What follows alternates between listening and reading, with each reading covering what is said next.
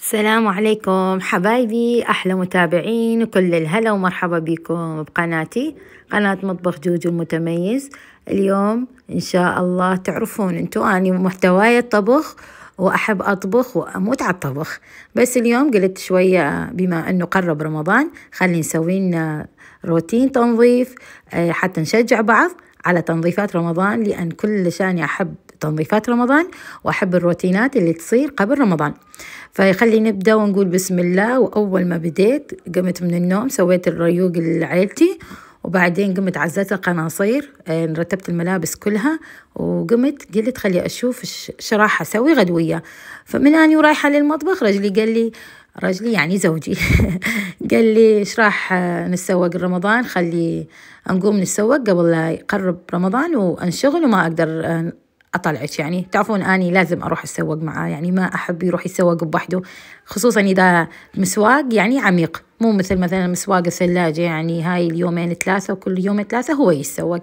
بس ما نصير مسواق يعني شغلات ثقيلة، يعني كل شهر احنا نتسوق يعني الشهر اللي بعده، فنكون سوا مع بعض. فقال لي حتى نستغل الوقت قبل لا انشغل.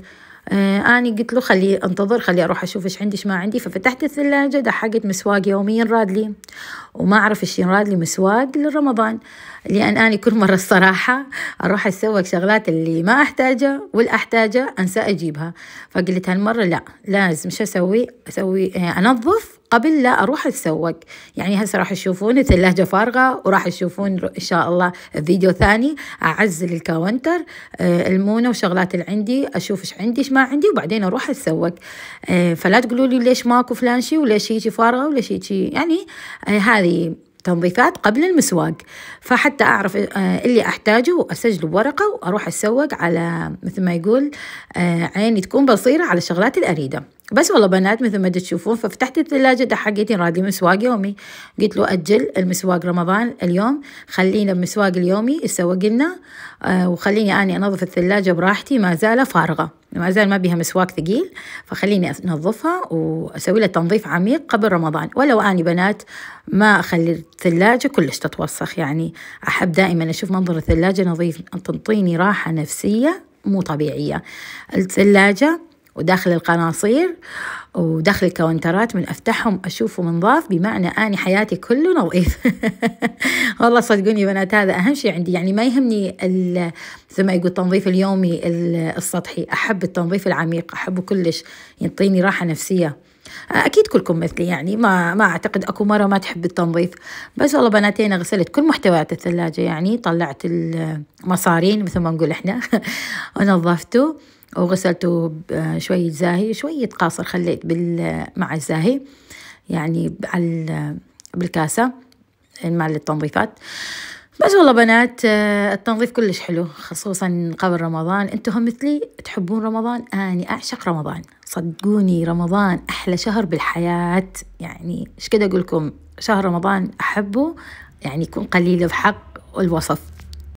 يعني شهر رمضان بنات شهر عبادة، شهر كله خير، سبحان الله يجي ويجيب كل الخير معاه. يعني أنا مجربته رمضان من يجي يجيب كل الخير معاه، كل الأشياء الحلوة بحياتي اللي صارت سبحان الله صار بشهر رمضان. بنات لا تستهينون بالدعاء، بنات ادعوا بشهر رمضان، شهر رمضان الدعاء به مستجاب، العتق من النيران، ادعوا رب العالمين يرحمنا برحمته، ادعوا انه يوفقنا بحياتنا، ادعوا انه ينطيكم طلبكم وحاجتكم. يعني شهر رمضان اقول لكم به سحر، به شغلات، يعني أنا كل شغلاتي الحلوة صارت بحياتي صدقوني بشهر رمضان، لأن يعني ما يطلع رمضان ما بيها أشهر، ما بيها أيام مرات يتحقق كل شيء كنت أتمناه. فالحمد لله يا ربي، يعني أهم شيء الصحة والعافية علينا. فمثل ما قلت لكم شهر رمضان أحبه لهذا السبب، إنه كل شيء حلو يصير به. وتعرفون شهر يعني عتق من النيران هذا أحلى شيء يكون يعني بالحياة. فإن شاء الله يا ربي رب العالمين يتقبل منا القيام والصيام والعبادة. فبنات مثل ما تشوفون هنا نظفت الثلاجة كلش زين، شوية زاهي على شوية قاصر على شوية منظفات.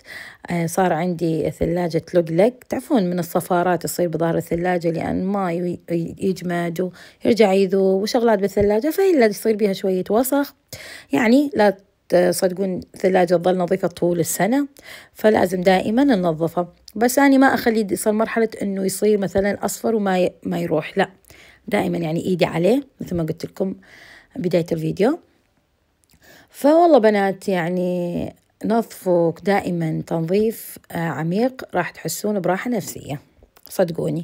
هنا شوفوا شلون طلعت الثلاجة، آخر شي وصلوا خليت بيها شوية قبغين خل وعصرته كل الزين ومسحت الثلاجة للتعقيم. هنا تعبت يعني، حسيت بنفسي مرهقة، يعني مو قصة تعبت من الشغل بس حسيت نفسي مرهقة، فرحت عصرت لي شوية جزر وبالعصارة وشربتم وبالعافية عليه وعليكم. وشوية حسيت إنه كنت دايخة فقويت نفسي بالجزر، أكيد تعرفون الجزر قد مفيد. وهنا قلت يا الله وكملت شغلي، وبعدني ما مسوية غدوية، ساعة 12 ما مسوية غدوية. فهنا طلعت اللحم والمعكرونة، اشتهوا المعكرونة بالبشاميل، وبما أنه وطني موجود قلت خلي أستغل الكهرب وأسوي لهم صينية معكرونة بالبشاميل حتى أكمل غدويتي مع شغلي. أوكي، فالحمد لله أنا كملت كل اللي تشوفونه، يعني شغلات الثلاجة حبشكلاتها، وهذه الغطوات ما أدري شو يسموها مال الثلاجة كلش أحبها. غيرت على غير غطوات، رجعت عليها مرت اللخ، أنا صايلة 6 سنين معايا، غيرت على مورد، حسيت الثلاجة مخبوصة فرجعت رجوع غسلتهم مرة ثانية ورجعتهم، وذوك طريتهم. ما أحب أشوف الثلاجة بيها كتير شغلات وبيها خفصة وتأذي العين. بس والله بنات هنا عندي حبشكلاتي اللي أحتاجها يعني وأستخدمها دائما، وأحب تكون بالثلاجة. أحطها بأي علب عندي، أنا دائما أستغل علب الطحينية، الراشي مثل ما تقولون انتو، والدبس وشغلات يعني أي حافظات عندي مال المربى، هاي السوالف ما أزدته أخلي بيها، لأن مرات أشتري حافظات صراحة تصير كلها قياس واحد، فأني مرات أحتاج قياس أكبر قياس أصغر، فهذه كلش تكون يعني مفيدة كقياسات يعني. أحط بيها شغلات اللي أحتاجها وأقبغها وأخليها بالثلاجة يعني حتى لا تخرب عندي أو تغير طعمه. وهنا عندي طحين الفاخر اللي صدقوني أحسن طحين موجود للكيك، يعني أنا أعتمده للكيك. فهنا مثل ما قلت لكم عزت الثلاجة حتى أعرف إيش عندي إيش ما عندي. هنا أكيد يحتاج لي طحين ويحتاج لي يعني جلي بالفراولة. وهنا عندي الكريم كراميل ما راح أخذ يعني كلش كافيني، ما أحب أستخدمه كثير بالوصفات، يعني أكثر شيء أستخدم برمضان الجلي، أطفال يحبون الجلي. وطلع عندي كيسين من الجوز نرجيلة، فأكيد راح نسوي معكرونة بالجوز نرجيلة إن شاء الله، انتظروا وصفة الجاية. وهنا عندي شو يسمونه هذا أعوذ بالله من الشيطان الرجيم نسيت، الكريم شانتيه، ومرات أستخدم شوية منه لأن الكيس كلش كبير ما شاء الله، فأخذ شوية منه وأرجع أحميه على النار وأقبغ أو أسد الفتحة حتى لا يخرب أو يتغير طعمه. وبس والله بنات رجعت كل شغلات الثلاجة وحبشكلات الثلاجة داخل الثلاجة. وهنا عندي قمر الدين اللي سويته من الصيف، مسويته الصراحة كلش طيب. هاي علبتين خلصنا علبة وهاي علبة ثانية عن نستخدم منه، كلش طيب يعني قمر الدين صحي بدون أي مواد حافظة، راح تحبوها وتعشقوها. وإذا حابين أنزل لكم فيديو عنه إن شاء الله، أنزل لكم فيديو عن قريب.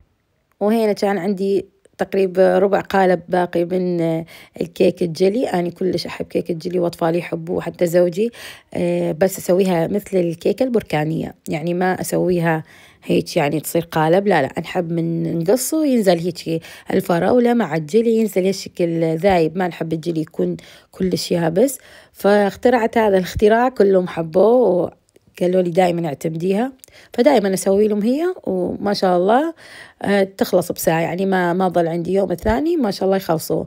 بس والله بنات مثل ما تشوفون هنا عزلت كل الثلاجة ونظفت، وهنا عندي هاي السوالف فين راد أجيب، وهنا الأدوية الله أكبر كل ساعة وقت أطفالي وجعانين فما يخلى عندي هذا الرف من الأدوية. وشعلت إيدي من سويت المعكرونة الحمد لله، كويته بالأوفن عادي يتعدي. وبس والله بنات هنا ظل لي بس أمسح الثلاجة من الخارج. وها هي بنات تقريبا خلصت الثلاجة، وإن شاء الله كملت الغدوية. بس والله البنات لا تنسوني من اللايك ومتابعة وتفعيل جرس الإشعارات حتى يصلكم كل جديد. وهين مثل ما تشوفون عجبتني هاي الأمثال المصلاوية، كلش مدت عليها، أخذتهم خليتهم على الثلاجة قد وقدر لا يروح ودغ، جاء العيد وقليقلو كل من يلبس خوقو.